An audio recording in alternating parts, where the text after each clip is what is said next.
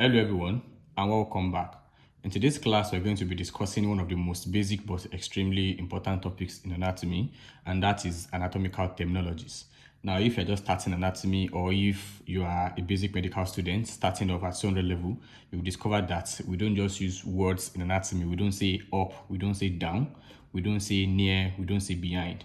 Instead, we use standardized anatomical terms to describe the exact position of one structure in relation to the other.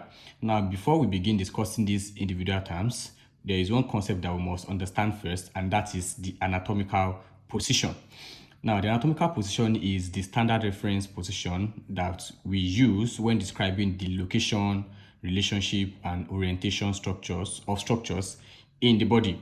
Now, here is a diagram illustrating the anatomical position. Now, in the anatomical position, the individual is standing upright and erect. You can see from this diagram, standing upright and erect. The head is held straight. This head is straight, and the face and the eyes they're directed forward. This is the face, and the eyes they're directed forward. Now, the upper limbs are positioned by the side of the body. These upper limbs they are positioned by the side of the body, and the elbows they are extended, and the forearms are supinated. And by supination, we mean that the palms they are facing anteriorly or facing forward. Also, this thumb, you can see the thumb here, this thumb they point laterally, that is away from the body. Now, why do we need to understand the anatomical position? Because you'll be wondering why anatomy needs a special reference position in the first place. Now, the reason is very, very straightforward. We need consistency, right? So imagine you are talking to another clinician and you are describing the wound as above the knee, or while trying to, talk about the relationship of a structure to the hip and are saying below the hip. Now, these descriptions may be understandable, but then they are not as precise as anatomical terminologies would be. So having said that, let's now go to directional terms. Now that we understand the anatomical position, that it is a man standing erect, the face and the eyes are facing their head straight, the hands they are a bit extended, then the thumbs point laterally. Let's go to directional terms. Now, directional terms, they are words that describe the position of one structure in relation to another structure. And the important thing to understand here is that these terms, they are usually relative. That means they're not in isolation. Now, like what I'm saying is that when you say that a structure A is superior to structure B, that means you are comparing the position of A to B. Now, these directional terms, they come in pair. So the first one we're talking about is superior and inferior. I have a line here demonstrating superior and inferior. Now, superior means towards the head or towards the upper part of the body. So once we say something is superior, we mean that it is towards the head or towards the upper part of the body. And inferior means away from the head or towards the lower part of the body. For example, the head is superior to the neck.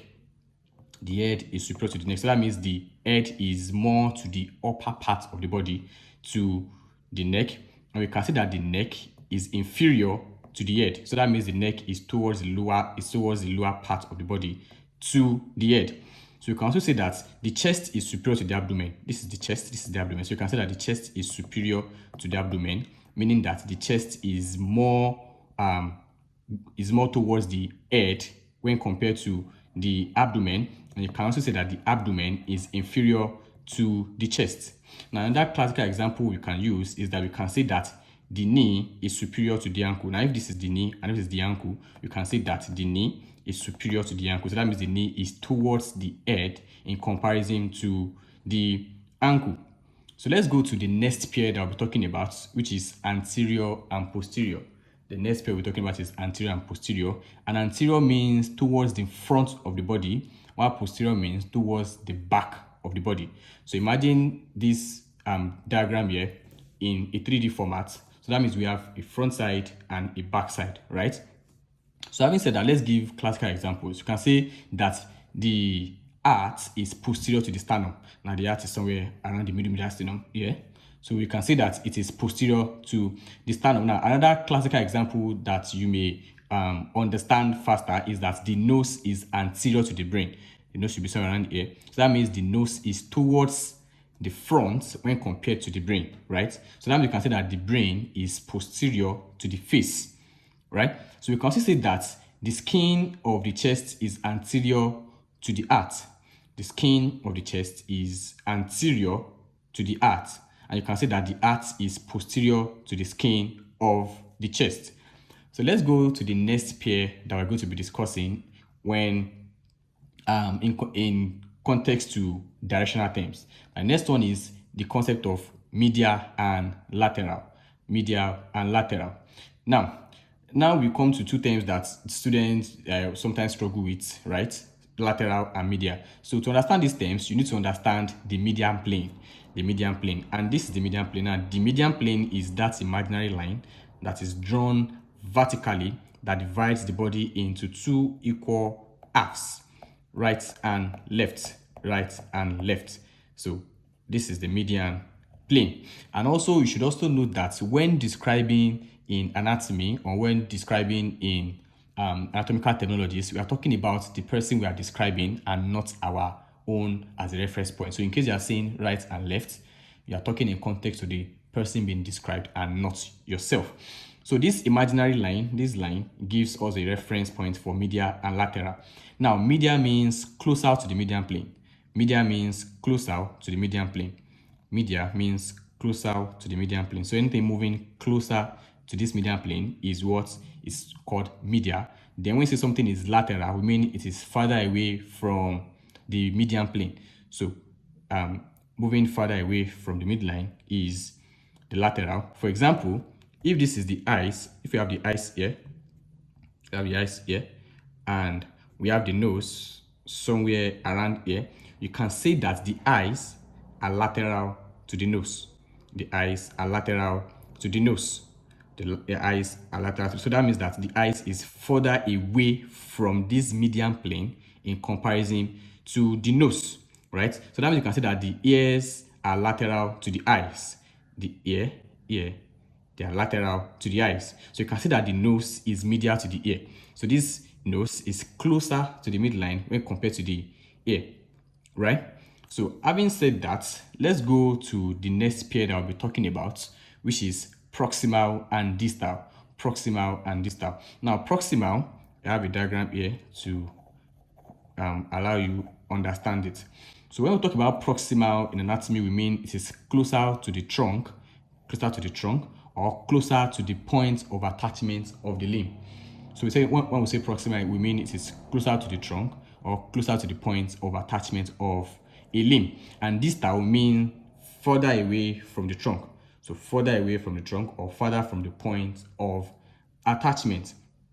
So an example is that we can say that the shoulder here is proximal to the elbow. So that means the shoulder is closer to the point of attachment of a limb in comparison to the elbow. We can say that the wrist here is proximal to the finger. So that means the wrist is closer to the point of attachment of that limb when compared to the finger.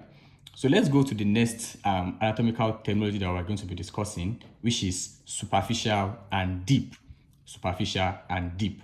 Now, superficial means closer to the surface of the body. Superficial means closer to the surface of the body, while deep means further away from the surface, right? So for example, you can say that the skin is superficial to the muscles, right? You can say that the skin is superficial to the muscles, and you can say that the muscles are deep to the skin, right? And you can also say that the muscles are superficial to the bones, and also that maybe the bones are deep to the muscles, right? So that means that the skin is therefore more superficial while bones are relatively deeper. Having said that, let's go to the next pair that we're going to be discussing, and that is ipsilateral and contralateral. Ipsilateral and contralateral.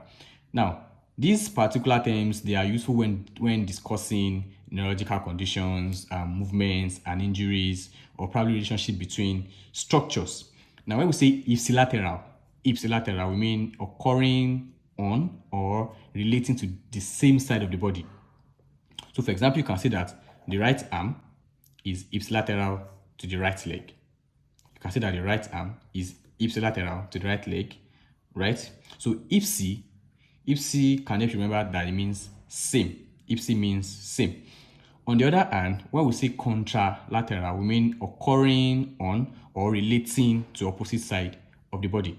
So you can see that the right arm and the left leg, they are contralateral. Contralateral. So the right arm and the left leg are contralateral. You can see that the left arm and the right leg, they are also contralateral because the word contra means opposite. Now, another additional terms that you discover or probably that you encounter as you progress through your anatomy journey is central and peripheral. Now, central refers to something closer to the center of a structure or the central part of the body, while peripheral means something is further away from the center. So now this is where I want us to, practicalize and probably go over what we said so far. So we can say that instead of saying the heart is inside the chest, so what do we say now? We can say that the heart is located in thoracic cavity and it is posterior to the sternum, right? But then I would want you to go over this quiz, the following quiz that will be displayed after this video, and try your knowledge of anatomical terminologies.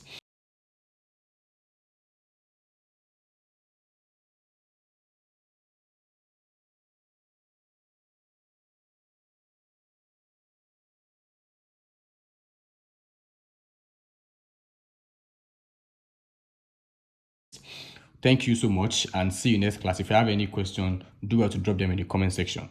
Thank you.